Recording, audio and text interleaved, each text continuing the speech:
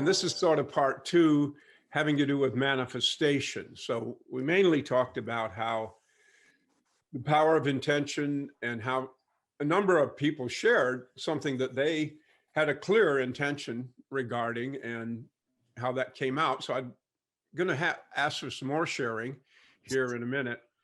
But I want to just kind of make a quick review of the previous presentation. Otherwise, it'll be hard to follow. So I'm just going to share my screen here. Where is it? Oh, yeah, here it is. So we talked about, Bell's theorem, and Bell was a mathematician who decided or theorized that all things are connected. And so he did that, using a mathematical formula. And just as an example here, electrons, paired electrons, move in the opposite direction, converse direction. And scientists who were trying to prove Bell's theorem said, hey, what if electron A changed spin? Would electron B change conversely, even if they were separated? So they found a way to separate them, 50 miles apart. And of course, they gradually moved them apart, and they still had the effect. They were able to use a little electronic charge to change the spin of electron A.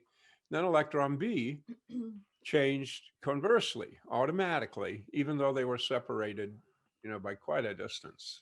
So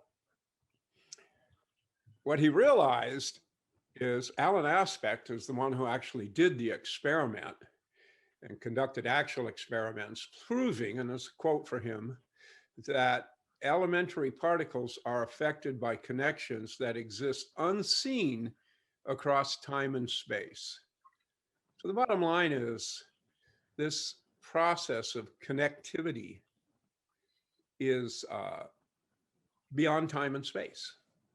In other words, it happens instantly. And when they did the experiment, of course, they measured the time it took to have a reaction once one of the molecule or electrons changed spin. How long did it take for the second one to change? And there was no passage of time, no passage of time at all.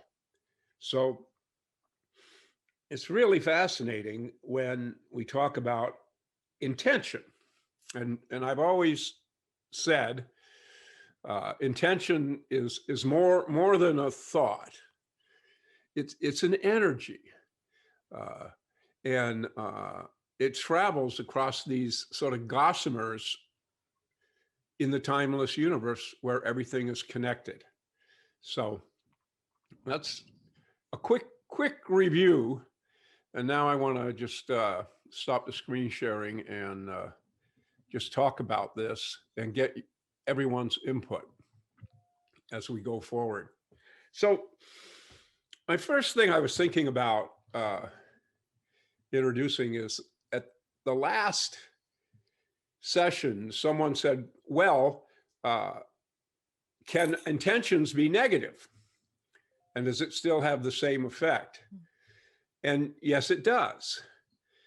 Great negative intentions can be manifest in the world, and they have been over time, over the years, they have been manifest. But here's the problem. When you manifest an intention that isn't part of the natural flow either of your skills or your genius or the natural flow of what's happening in the world, it's very harmful to you. And if you look at some of the leaders over time who have manifest successfully very negative intentions, they all ended very poorly, because the energy it takes to hold an intention against the natural flow is enormous. On the other hand, I always talk about, my book's called Invent Your Future, Starting with Your Calling. If your intention is in sync with what you would call your calling, then you're riding the flow. You're riding the flow of life. the intention of life. I think Lao Tzu talks about that quite a bit. And if you're in sync with that natural flow, that invisible force, then it's going to work out. Much easier than when you're forcing an intention against more natural and sort of the natural flow of what's going on in the world. Now, one example in my life, besides, I think I explained to you that I had this, went to LifeSpring course, kind of, what we got? Uh-oh. You have an echo. Is it echo on your end? Yes? Yes. No? Yes. Yes. Oh. Well, now it just stopped. Is that better? Well, it just stopped. Okay. Maybe I was too close to the microphone. So these invisible forces, and I was thinking back years ago when I first started consulting with CEOs of Fortune 500 companies, and I was working with Don Ross, who was the chairman and CEO of New York Life. And he was a very spiritual leader. And he and I had a great connection as a result of that. And Don decided, and this is just before one of the deep recessions in the 80s, I think it was 87, about 3-4 months prior to the crash, where the market lost nearly half its value, Don insisted that his investment department, now a life insurance company makes their money by investing the money that you give them monthly. So they're very skilled investors. And Don Ross came up through the investment department. And he decided and told everybody to pull all of our investments out of the stock market and out of high yield bonds, which later sort of became junk bonds, and just put it into just conservative investments. Well, everybody in New York thought he was crazy. Literally, people were saying, Don Ross has lost it. It's time for him to retire. The market is kind of like it is right now. It's just growing. No matter what happened, it kept growing. But Don said, no, he said, take all our investments out. And of course, what happened is the market crashed and lost half of its value.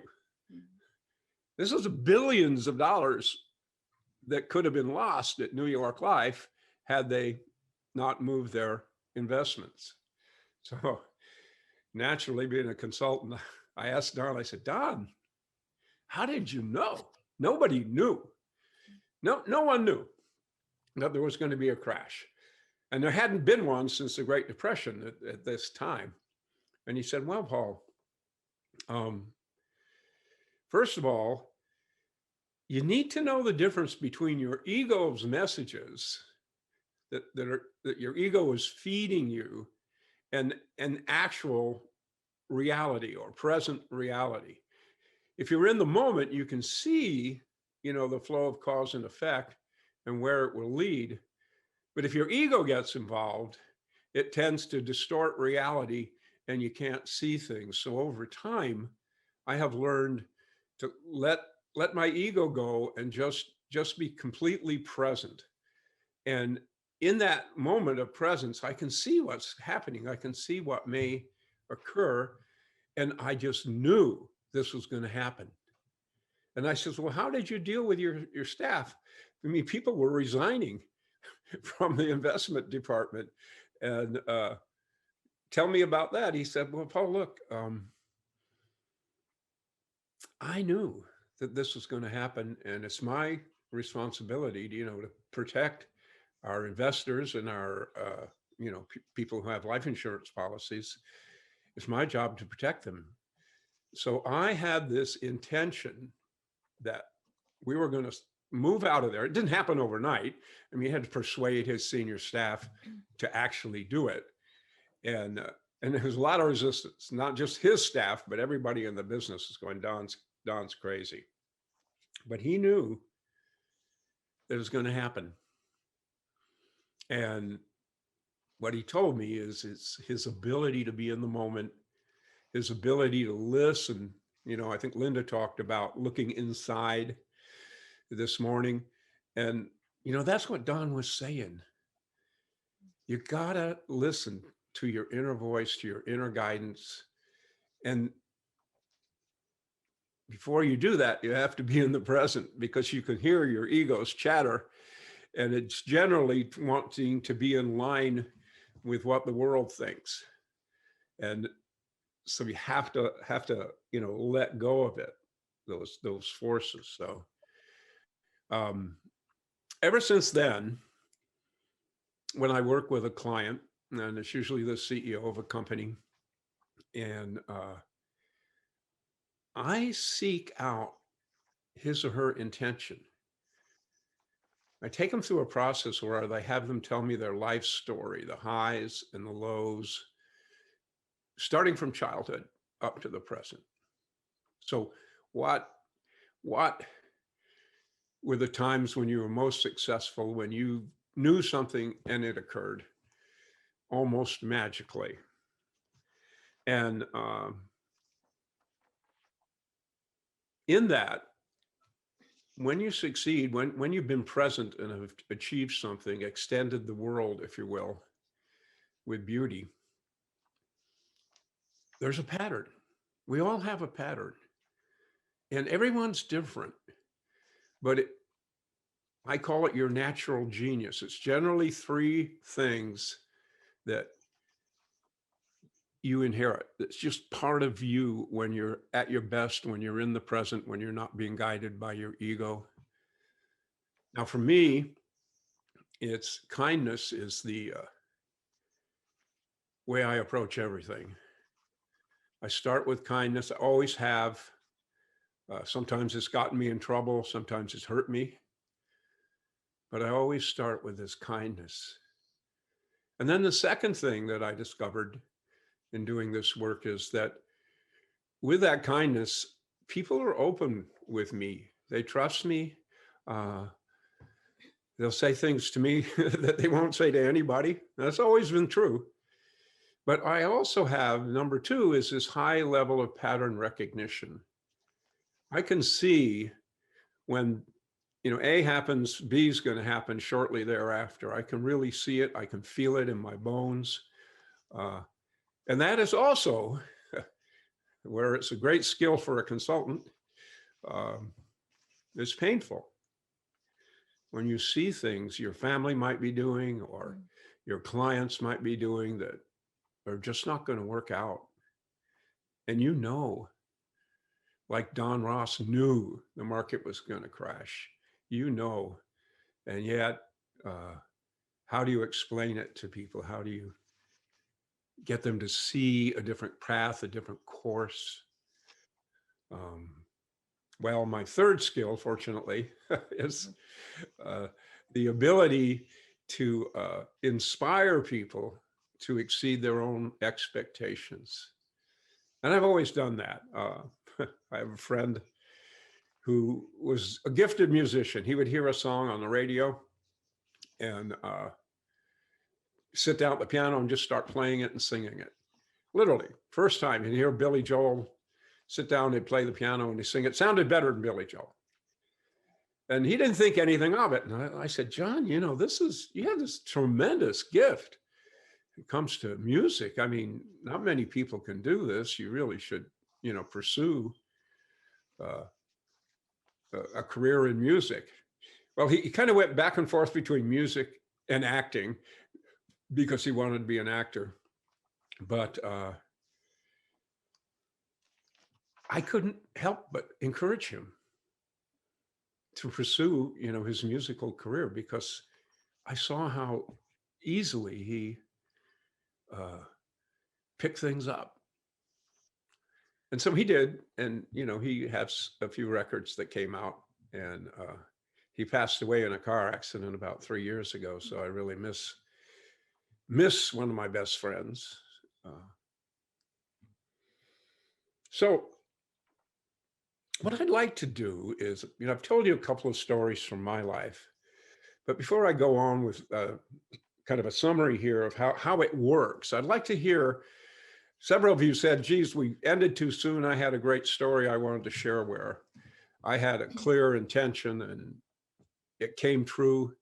So right now, if you're willing, I'd love to hear from a couple of you of a time when, you know, you had this clear picture of the future, uh, and, you know, it came true.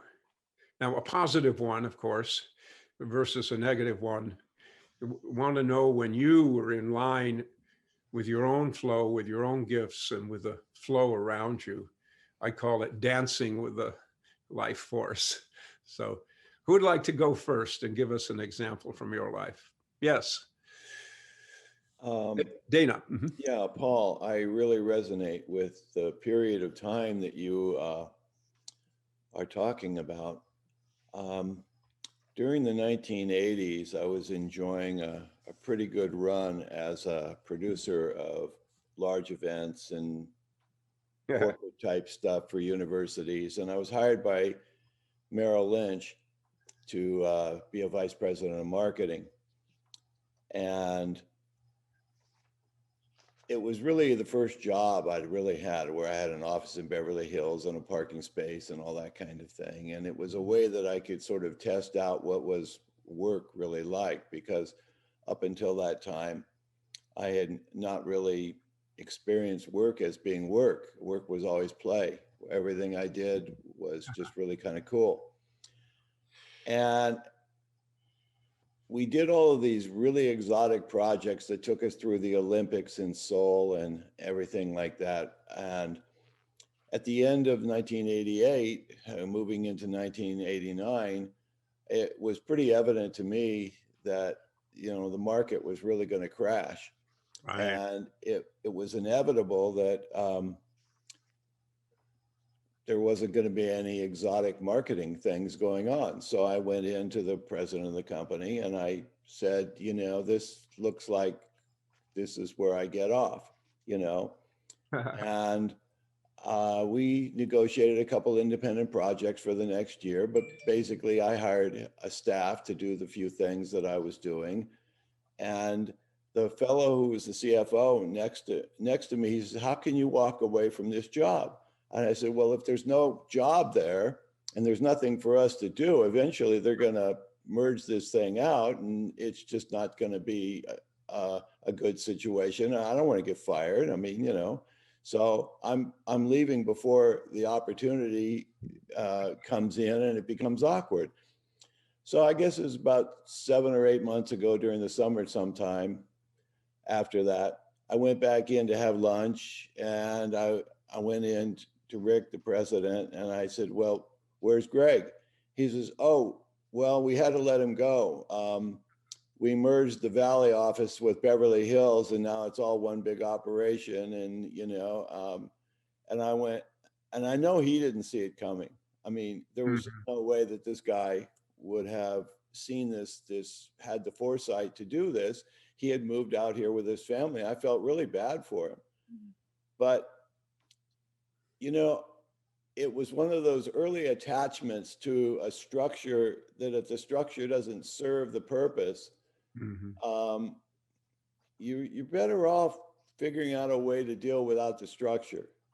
Because to me, it was the central intention of having something that is truly defining my purpose for being there, that gave me the reason for being and doing. Mhm. And I mean, you you got to know when to fold or when to walk or when to go in or when to open up. I think of the project I did with Jonathan. I just opened it up. Mhm. It was the right time, the right place. I don't know that if we had done this thing during a non-COVID time, that it would have been the right thing. It might have taken him away from things, might have taken me away from things, but timing is everything. And in that situation, when you were talking about your friend back there, is the same situation. I saw that the market was going to really change, and I moved. And Mhm. people thought it was a stupid thing, you know? And then a year later, the market went out of the whole, everything went out. I mean, it was just a Yep. whole, anyway. Yeah. Yeah. In my case, other members of the senior staff would come to me and says, you're Don's coach. You got to talk him out of this. This is crazy, you know? And so I had to really trust that he knew what he was doing. And yeah. So, and yes, Melanie. Where's- Melanie? Can you hear me, Melanie? Hi, can Oh. you hear me now? Yes, Can you hear me? we can hear you now. Okay, because I put on my headphones. I didn't know if you could hear me or not. Last time, I know what I wanted to share with the group was how I got to be here in this group. Oh, yeah. And intentions, I literally had been in a group of people who, I mean, I had a mentor, and she was very big on masterminding and writing intentions as part of, Mm. you know, moving forward and spirituality and whatnot. And so she helped. I knew she and her husband were moving from Hawaii, and her husband had a hard time formulating his intention. And finally, because he didn't know, he had to sell his business and move. And finally, he said his intention was that he was moving forward with grace and ease into the next phase of his life. He wasn't sure what it was or what it was going to be, but he had to make some shift somewhere. And she had told me that, and you know, a year or so later, it occurred to me that my business, I had a vacation rental home in Honolulu, and in 2019, I thought, you know what happens if something happens here and in this island and planes stop flying for some reason? You know, this business is going to be shut down.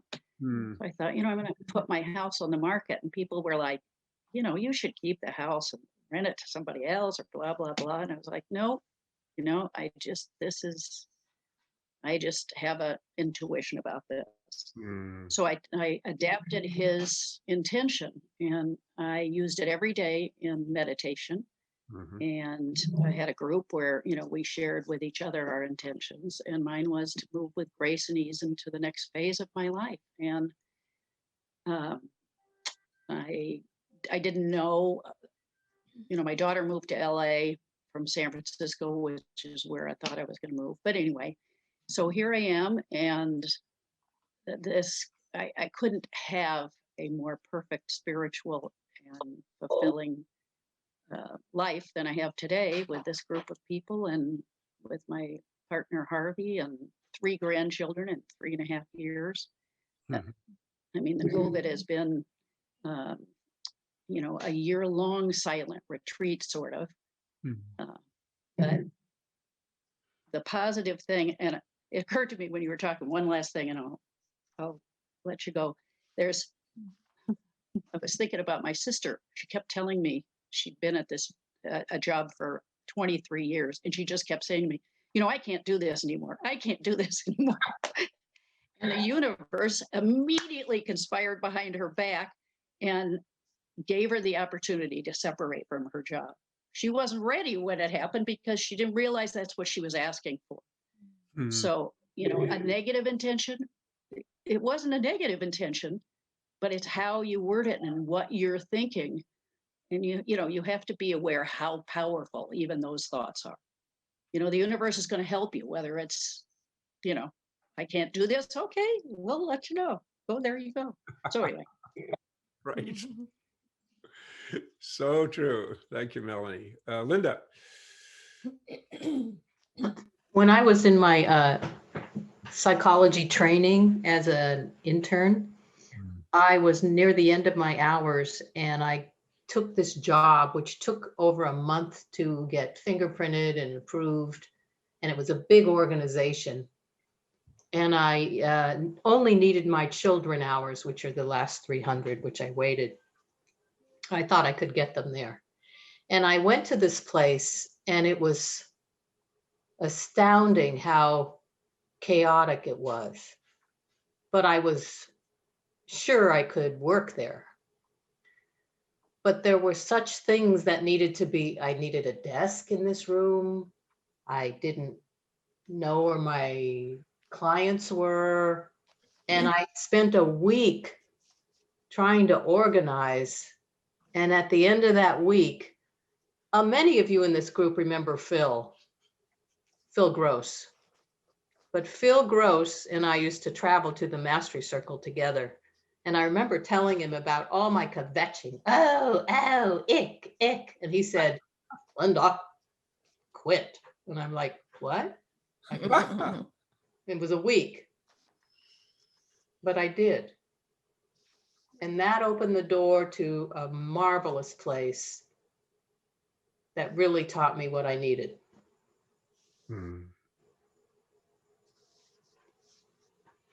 Thank you. That's great. Let's see. Who we got? Sarah? And then Samuel. It's not. Hmm? She said no. No? Okay, Samuel. Yeah, Sorry, no, I wasn't. Yeah. Oh, I'm sorry. Did you want to go, Sarah? No. Okay. Samuel. I worked for LA Unified School System for 22 years. And my last job was independent studies teacher, modified homeschooling one-on-one.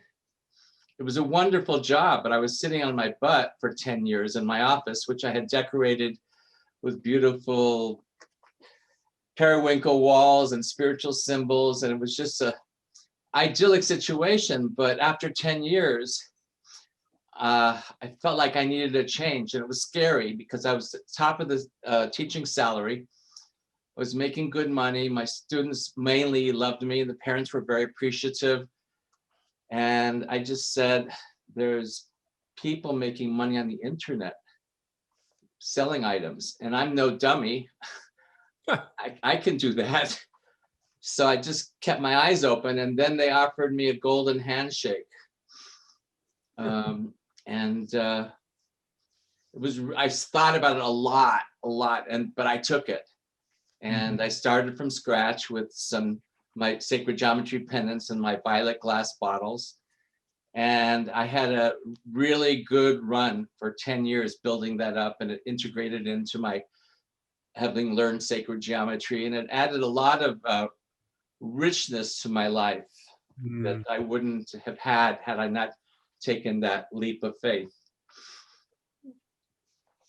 What did it feel like, that calling, Samuel? What did it feel like? It just felt like I needed a change, like I needed something else, something that was more in alignment with my true call, my true path. And at the same time, it was really scary because I was totally secure in my position. Yeah, that's important. This was really scary, you know. You have to have faith. Yeah, and then you have to have that clear picture of, what you want to be, or be open to it coming to you. I didn't have a clear picture. No, I just know I needed change. Yeah, well, that was clear. That happened. That's great. Yeah. Anyone else have a story? I can't see every screen, so if you want to share, just looking here on the other screen.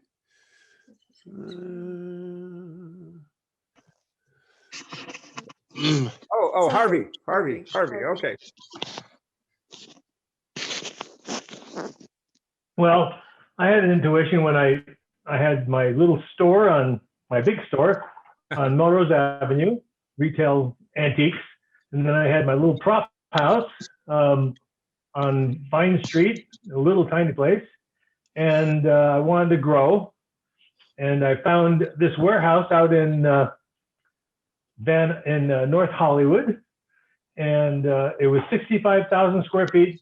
And it was huge. And I wanted to rent it and build a really big prop house. And everybody said, well, it's on a side street. It's in the middle of nowhere. It's, who's going to go to North Hollywood to rent props? But I just knew in my soul that that was the right thing to do. And everybody tried to talk me out of it. And, but I just knew it was just the right thing to do. It was pretty difficult in the beginning. But I went on in the next 3 years to build one of the biggest prop houses under one roof in the world. And it was just the right place, the right time, and it was just wonderful. And even though everybody said, no, it was the wrong thing to do, it was the wrong place to do it, it'll never work, I just knew in my soul, and I went for it. Yeah. And that's my story. Yeah, thanks. That's a good one. Yeah, Tim. Yes, my boss, when I was, who was a vice president, said, I've got another job offer, I'm leaving, and I'm going to recommend you take my position. And so this two-star general, we had a lot of military in our company, calls me upstairs and he says, when a professional quarterback gets injured, they bring in the backup quarterback, and we have to just see how he's going to do. So I left it. That was my, my welcome. And I thought, what the hell am I going to do? We've got 1,700 projects. We've got all of these people. And I just got calm. And I thought, I'm going to join an audit team. These audit teams go out to all the job sites and all the jobs. And I got on the audit team and I went to all these job sites and all these jobs, and I got to know the frontline people, all the managers. And it happened very quickly because we just did one audit after another audit after another audit. And all of a sudden, I really knew the organization. And, a lot of people take something over and they just sit in their office and, they don't really get down to the ground level. So just following that made a huge difference for me. And then I also knew a lot of managers and they knew me. And from then on, everything went better. And on the org chart, they always had my name. It said temporary. And then one day the org chart came up and the temporary was off. So I was pretty happy about that. Yeah. I bet your employees were happy about it too. So, yeah, it's. Go ahead, Lisa.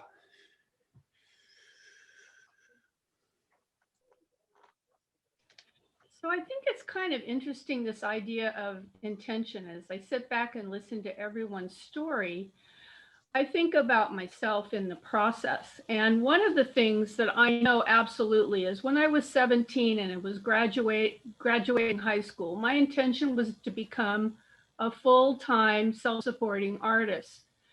And the school at the time that I was interested in attending was Cal Arts, which was a very expensive school. So I always knew that I had to work my way up through supporting myself in college. And what I think is very interesting is that I have done a lot of interesting things in my journey. And I think, and today I can say, I am a self-supporting artist. I'm spending every day of my life making art that I love. I'm in my happy place, in my zone. And I look forward every morning getting up and working in my studio. But as I look back, it's almost like the universe was allowing me to do these different things to reinforce my intuition and my faith and my belief that one day this intention would unfold. And I have to say, it took me 40 years. And I I'm actually grateful because I did a lot of different jobs and learned a lot of different things in the process of getting from there when I was 17 to where I am today. And it was that faith that when I set that intention that it would manifest at some point. And I have to say, I am proof about how when you do set intentions and you stay steadfast to your intention, how at some point it will unfold. And so I love this this talk today, because it just made me sit back and reflect about how powerful intentions are. So thank you for this wonderful morning. I'm loving it. Thank you. Thank you. Michael.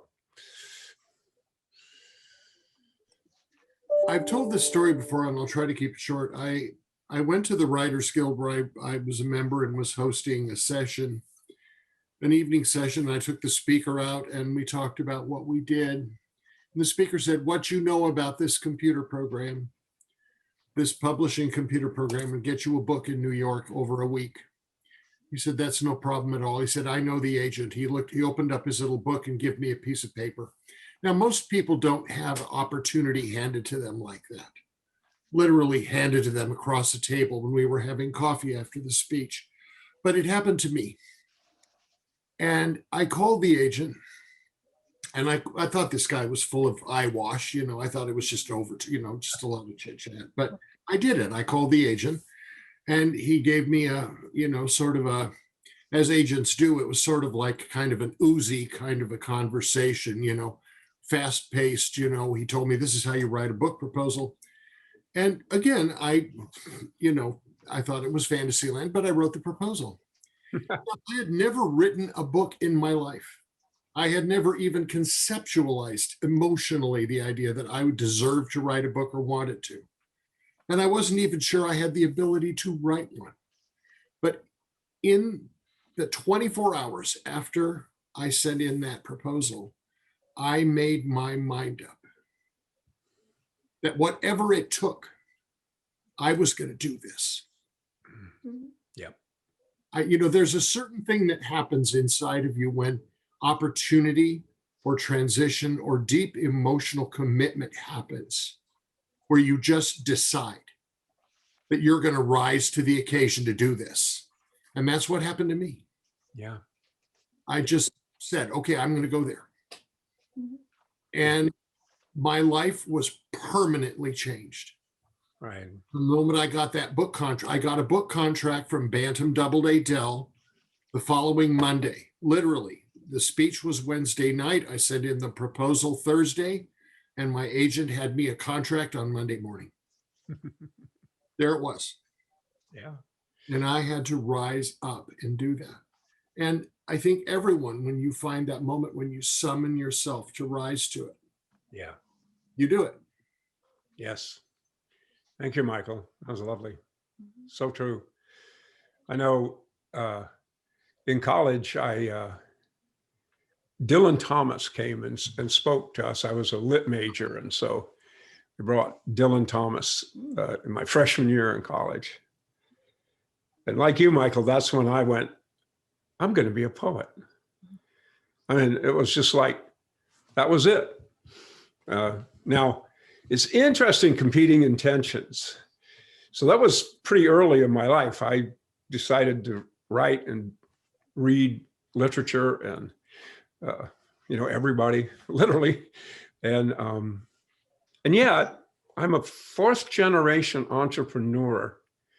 My father, my grandfather, my great-grandfather all started businesses. And as you know, I have my own business. And so that intention that's almost genetic, right? In college, once I was sort of recognized as a poet, they asked me to edit the arts magazine, to be the editor of the arts magazine. And it was like a mimeograph sheet.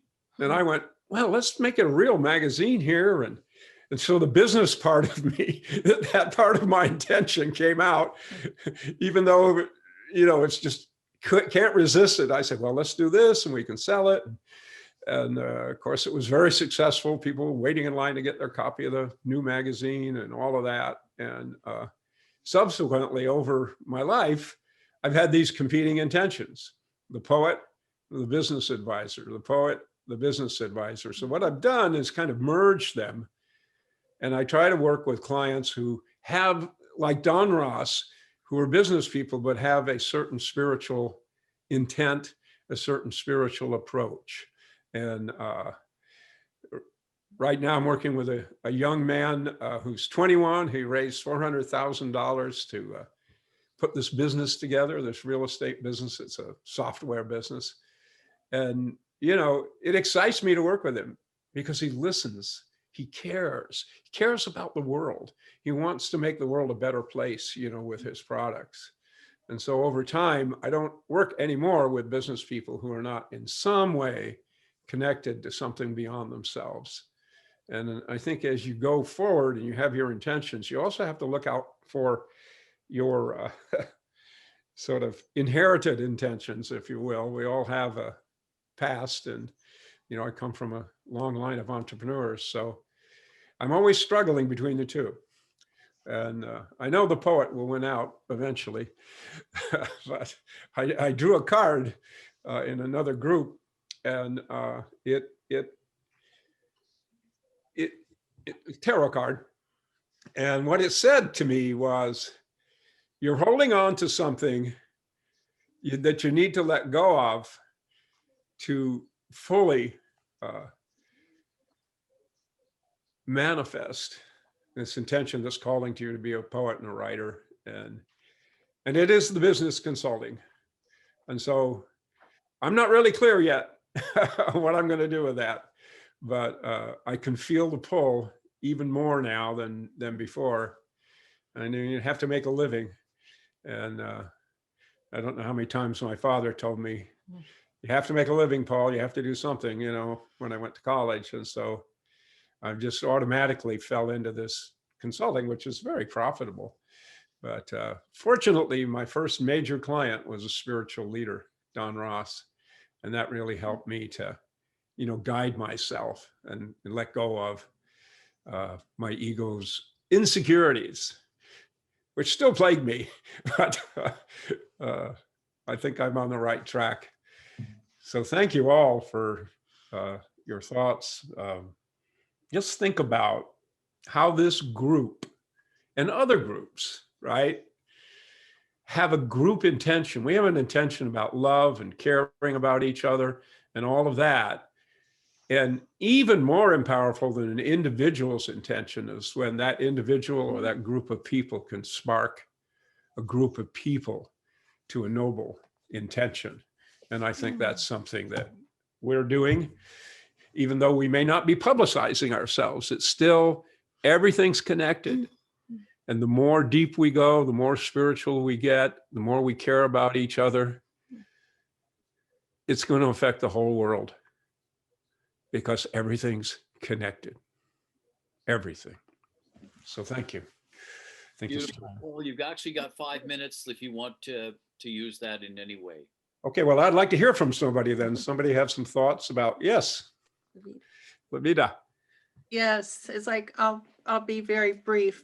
Mine is not in the entrepreneurial world of, you know, big ideas, except this was a very big idea for me. I'd gone through the illness and the death of my mother, which was very traumatic. And I started having these dreams of this person would come. And I finally, in a series of dreams, said, "What's your name?" You know, it's like, and he kept telling me his name. And I said, "That's not a name." You know, it's like, I'll argue with anything and anybody. I've been clearly in my dreams as well. And it's like, that's not a name. That's not a real name. And finally, and I said, I don't understand it. Finally, it was spelled out to me, and it was RAMANA. And I kept going back and forth trying to sound it out. And And then I started having these series of dreams that meant nothing to me. I wasn't metaphysical on any level. I wasn't even spiritual. I would say I was as agnostic. And and then my life blew up. And in the life blow up, I went after 6 months of hiding and going through all kinds of stuff. I got a job and met other people, ended up being invited to going to India, which I didn't even know where it was on the map. I hadn't, it's like I hadn't traveled at all. And the amount of money that I had made up until that point was almost to the penny, the exact amount for the trip. I ended up going to India and seeing Papaji, who was a student of Ramana, as it ended up. I spent 11 years hunting for who, is this a name? Was this a person? Was it real? Was it like Mickey Mouse? I don't know. And ended up in India. And that's where like deja vu set in. Several of the dreams started manifesting in synchronicity with what was happening in real time and what had been happening in my dream world. My life has been totally transformed. It started in that I'm aware of. It started with the first dream telling me to pay attention. And it's like you're saying intention, and I was told to pay attention. So I started listening and writing, and it's almost like before my foot hit the next step, it was there, but I didn't know it was there till I paid attention and was willing to move. And I'll tell you, it has been a life journey, transforming more than anything I could ever possibly have imagined or dreamed even possible. And here I am today. It's like in this amazing group that can take all the dynamic adventures and successes, and there's still room for mine in my little experience. And from paying attention to intention to holding on to our intuitions. And I'm very grateful for this, and it's just extraordinary on so many levels. And thank you for this presentation, Paul, that has brought this forward and made it possible. You're welcome. Thank you. Thank you. Any other thoughts? I think we have. No, are we out of time? Yeah, One more down here, Patricia. I'll do it fast. I see a pattern of intention, intuition, and attention, now that Lovita said, and self-preservation. When I was 17, I was sure I wanted to study psychology, but we were under the military government in Argentina. And a voice from inside said, this is not your time. You study psychology in the future, not now. I didn't understand why. There was censorship, so we did not know exactly what was happening, but I paid attention, I listened, and I took art classes instead. Later on, when democracy came back, we found out what was happening, that dissidents were kidnapped and killed. And even people that were suspected that perhaps they were innocent died. And the university that had the most number of disappeared people was the University of Philosophy, where you study psychology. Wow. Yeah.